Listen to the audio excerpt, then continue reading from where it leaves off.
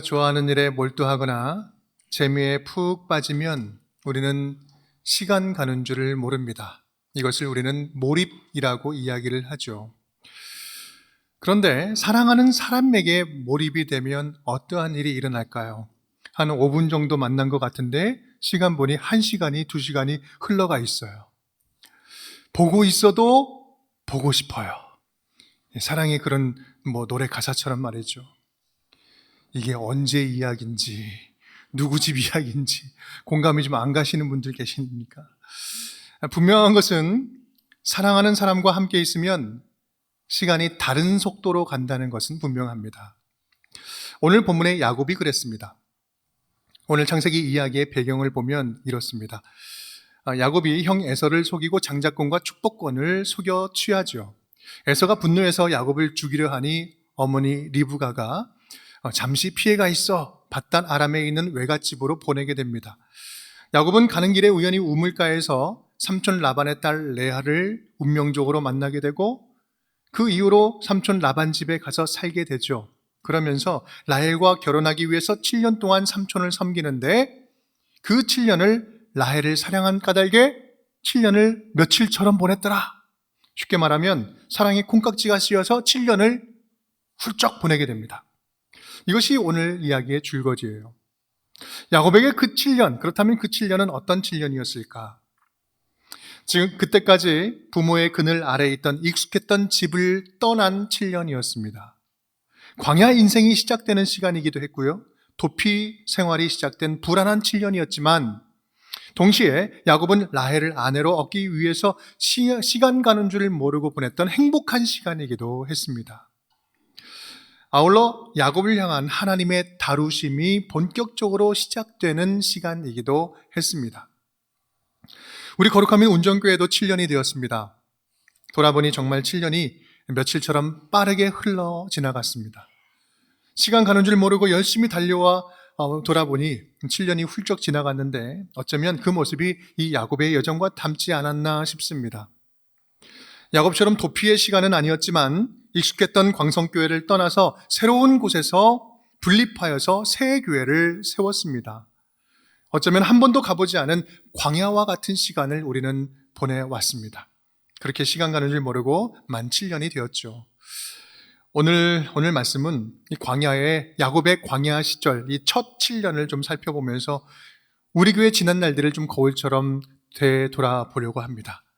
우리에게 어떤 은혜들이 있었고 또한 앞으로 우리는 어떤 은혜를 기대할 수 있는지 오늘 말씀을 통해서 주의 음성을 듣는 복된 시간 될 수 있기를 주님의 이름으로 축복합니다. 첫 번째입니다. 우리 함께 따라하겠습니다. 하나님이 사랑으로 인도하신 시간이었습니다. 하나님이 사랑으로 인도하신 시간이었습니다.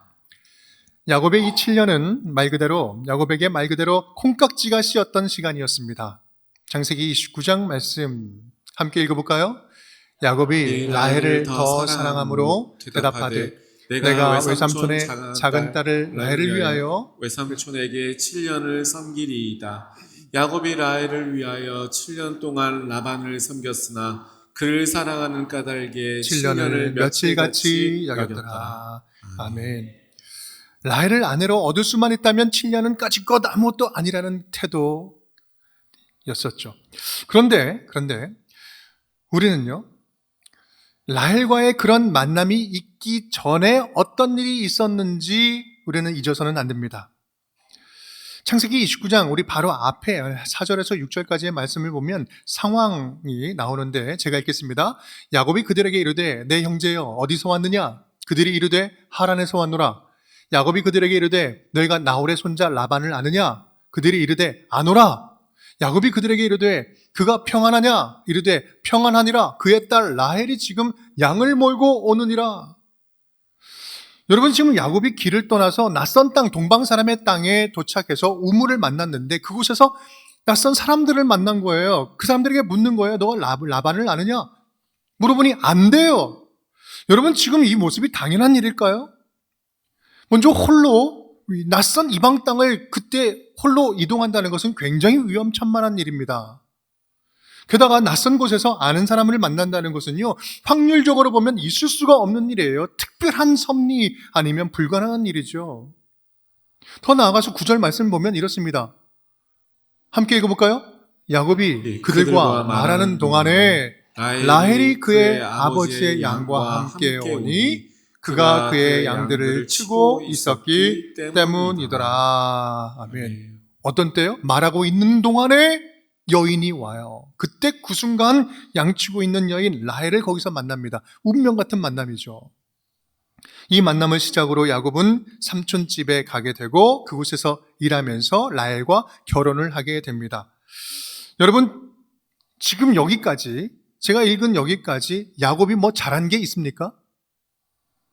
야곱이 뭐 잘한 거 있어요? 아니요, 없어요. 아무것도 없어요. 그저 하나님께서 인도하신 거예요. 하나님의 은혜였어요.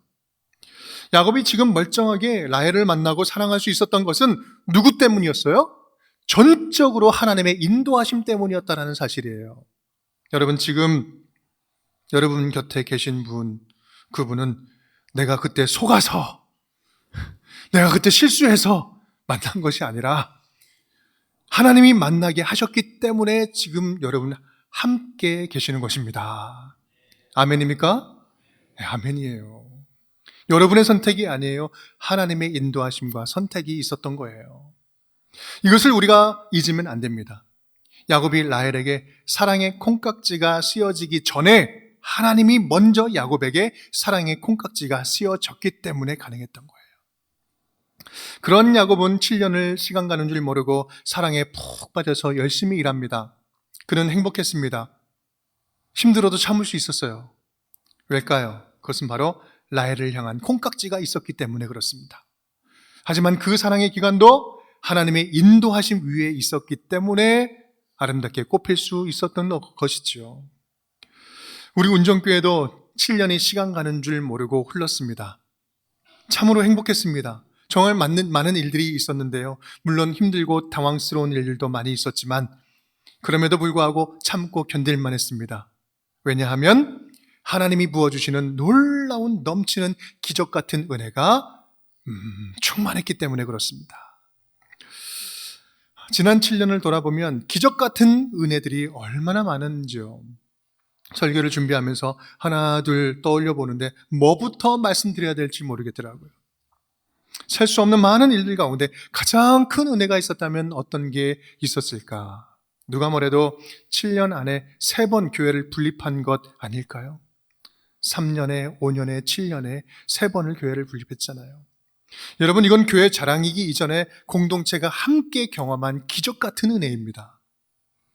불안기 교회에 약 100여 명의 성도를 보냈고요. 예안교회에 206명 보냈고요. 또 산남교회에 56명을 보냈습니다. 우리 운정의 귀한 일꾼들 360명을 목사님들과 함께 파송해서 교회를 세웠습니다. 이것은 단순히 분립한 것에 의미가 있는 것이 아니라 이 분립한 교회들이 여러분 소식을 주고받으면서 그 소식을 보면 지금 놀랍게 부흥하고 다 견고하게 성장하고 있다는 점에서 하나님께서 정말 기뻐하시는 일을 우리 하지 않았을까? 하나님이 진짜 기뻐하지 않으셨을까요? 파송 보낸 성도님들만큼 또한 새로운 성도님들을 우리 교회에 보내주셔서 든든히 교회를 세워지게 해주셨고요. 2020년도 코로나 때에는요, 온라인 예배를 드리면서 그때 오히려 성도님들이 한 20% 정도가 더 늘었어요. 교구가 3개였다가 4개가 된 게 코로나 시절에 그렇게 늘게 되었죠.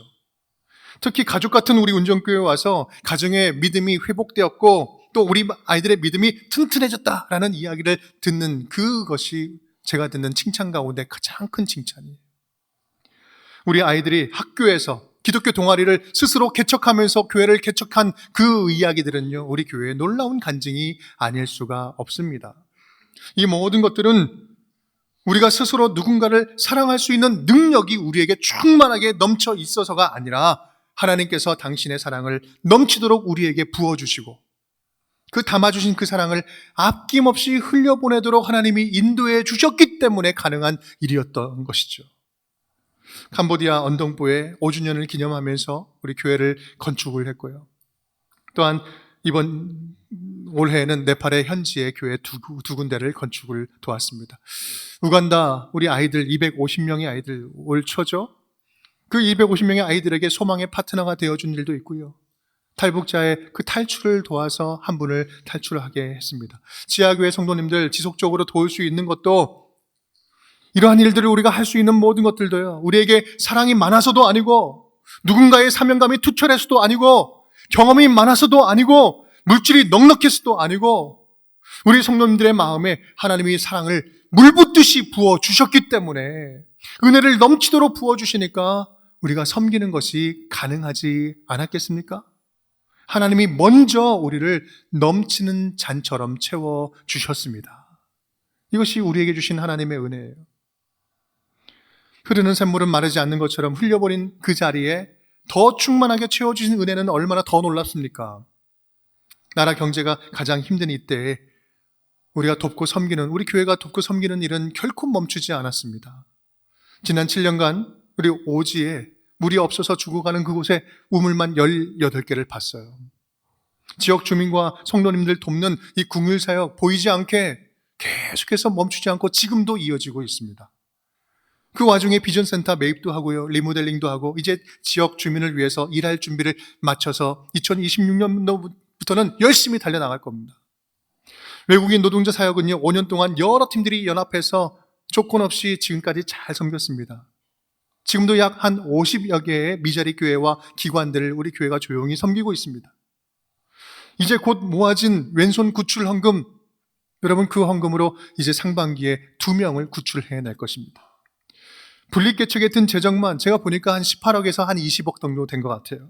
그렇게 흘려보내면서도 7년간 우리 교회 예산 줄지 않았고요, 오히려 조금씩 늘어서 첫 해 2018년도, 19년도 예산이 20억이었는데 7년이 지나면서 34억이 되었습니다.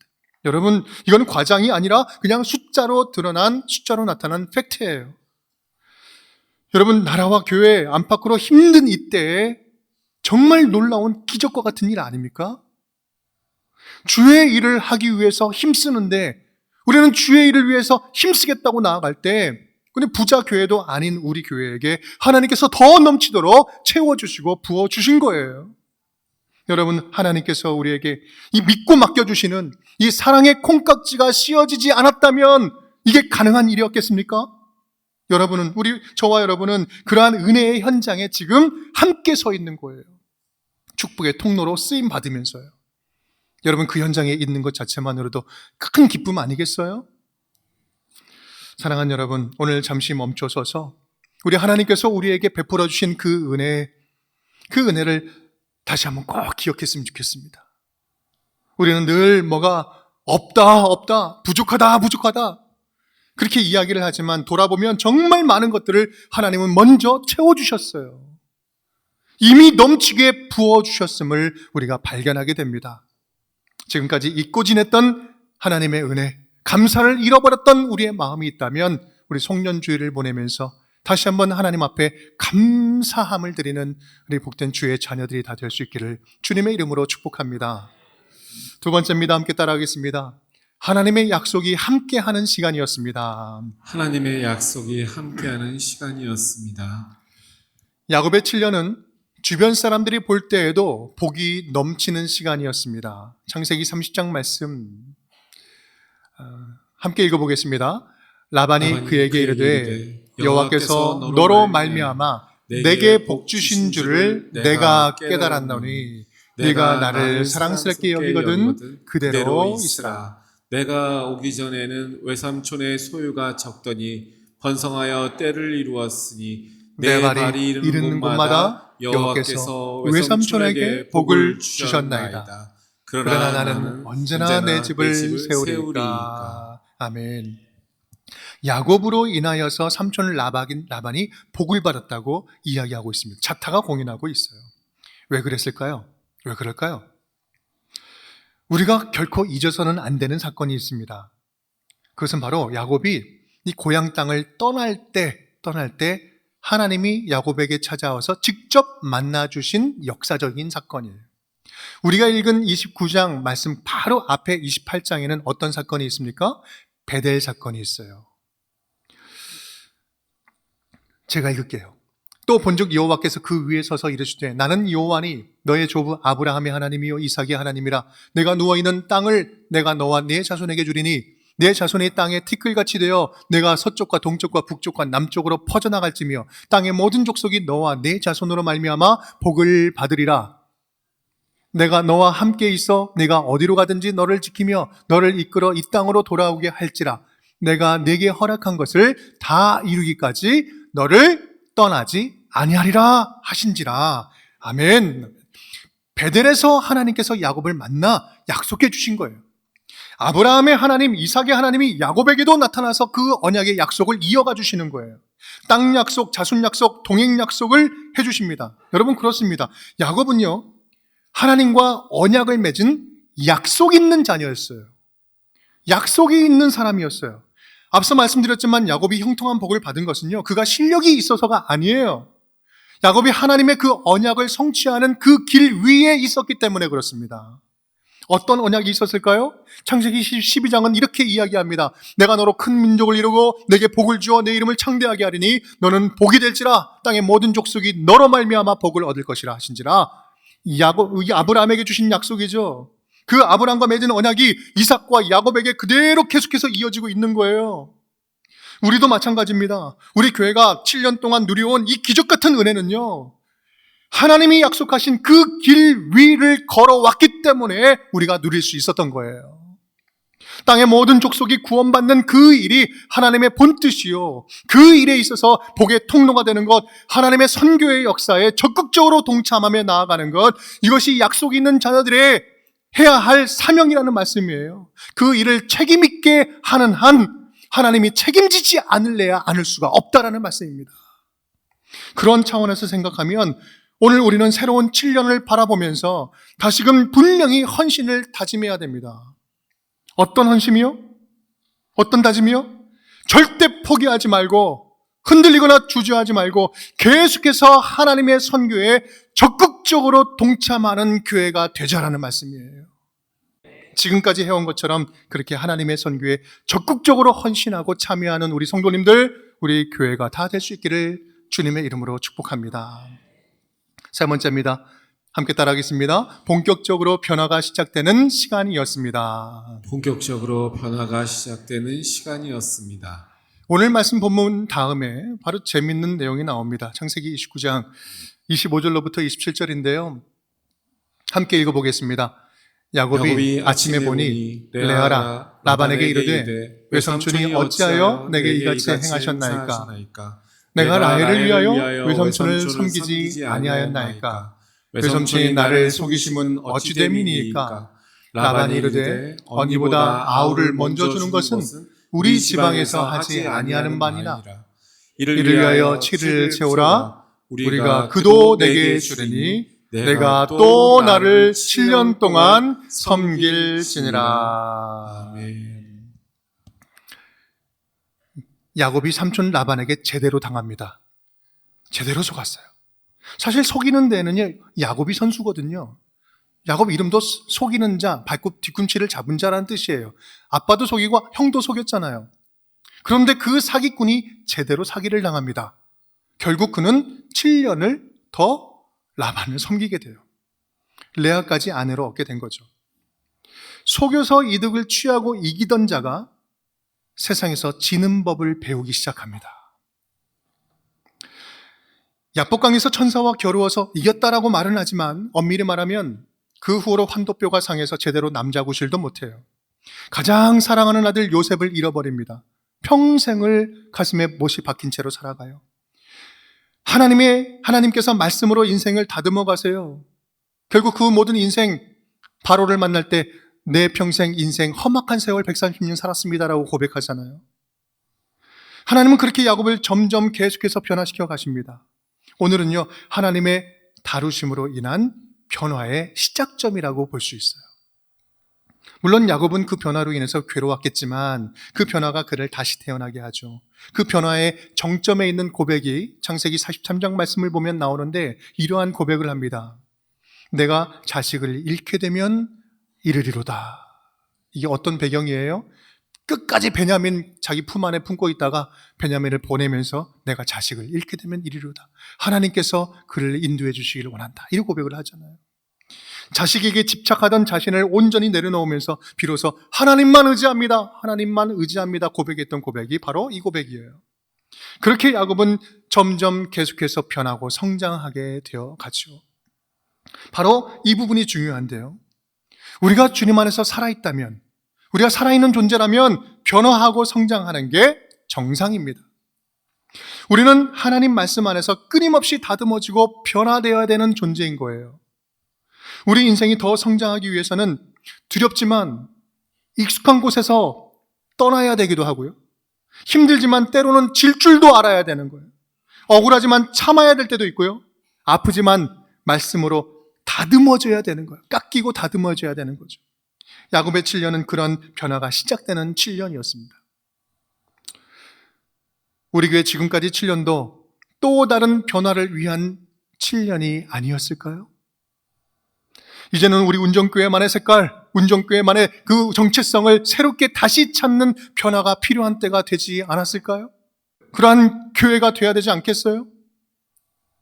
내적인 친밀감을 더욱더 깊이 쌓아가고 오해하기보다는 이해하려고 힘쓰고 험담이 아니라 축복으로 채워가는 성숙한 사랑의 공동체 이제는 세워가야 되지 않겠습니까? 그렇게 운정교회의 아름다운 전통을 함께 써내려가는 새로운 7년의 변화를 꿈꿀 때가 되지 않았겠어요? 우리 교회는요, 광성교회로부터 좋은 개혁 전통을 이어받아서 세워졌습니다. 지금까지 우리 교회가 건강하게 세워질 수 있었던 이유도 바로 거기에 있었지요. 그런데요, 내년에는 그 개혁을 개혁하면서 더 건강한 선교적인 교회를 향해서 나아가 보고자 합니다. 계속해서 개혁하지 않는 교회는요, 개혁교회가 아니에요. 그래서 리포엄드 처치는 리포밍 처치, 계속해서 스스로를 개혁하는 교회가 진짜 개혁적인 교회라고 이야기를 하죠. 그래서 내년에는 건강한 교회의 변화를 위해서 교회 리포밍 TF팀을 운영해 보려고 합니다. 여러 의견들을 받는 거예요. 다시 한번 우리의 현 주소, 우리의 전통을 스스로 함께 만들어가는 겁니다. 새로운 운정교회 이 길을 시작하면서 우리 운정교회만의 건강한 문화와 전통을 세워가는 변화의 기점을 맞아보고자 합니다. 여러분 많이 의견도 주시고요. 사랑하는 마음으로 함께 참여해 주시면 감사하겠습니다. 이러한 교회적인 변화들과 함께 우리 성도님들의 각 개인의 믿음은 그렇다면 어떻게 성장할 수 있도록 도와줄 것인가? 내년 표 처음 사랑 설레는 교회, 처음 사랑 설레는 교회입니다. 여러분, 새해에는 말씀으로 동행하는 삶이 얼마나 능력 있는 삶인지 모두가 함께 경험해 보고자 합니다. 구체적인 방법은 신년 설교 때, 신년 주일에 선포하면서 말씀을 드리도록 하겠습니다. 사랑하는 여러분, 오늘은 2025년도 마지막 주일, 송년주일입니다. 운정교회 첫 번째 7년을 매듭 지으면서 우리 모두의 신앙이 교회에 오래 있었던, 막 믿기 시작했던 모두의 신앙이 다시 좀 새로워졌으면 좋겠어요. 겸손해졌으면 좋겠습니다. 좀 더 신실해졌으면 좋겠습니다. 지금의 7년과는 다른 주님을 향한 또 다른 열정이 좀 불타올랐으면 좋겠습니다. 지금까지도 사랑했지만 우리 운정교회를 향한 애정과 사랑이 다시 새롭게 시작되는 그런 기점이 되었으면 좋겠어요. 시간 가는 줄 모르고 주님과 사랑했던 그 첫사랑이 회복되고 주님의 말씀에 대한 갈망이 회복되는 한 해가 되었으면 좋겠습니다. 무엇보다 조금 더 낮은 곳으로 향하는 선교하시는 하나님과 함께 선교사 예수님처럼 적극적으로 선교에 동참하는 우리 성도님들, 우리 모든 교회가 될 수 있기를 간절히 축복합니다. 그래서 지난 7년과는 또 다른 새로운 은혜의 7년을 향해 나아가는 우리 운정의 모든 식구들 될 수 있기를 주님의 이름으로 축복합니다.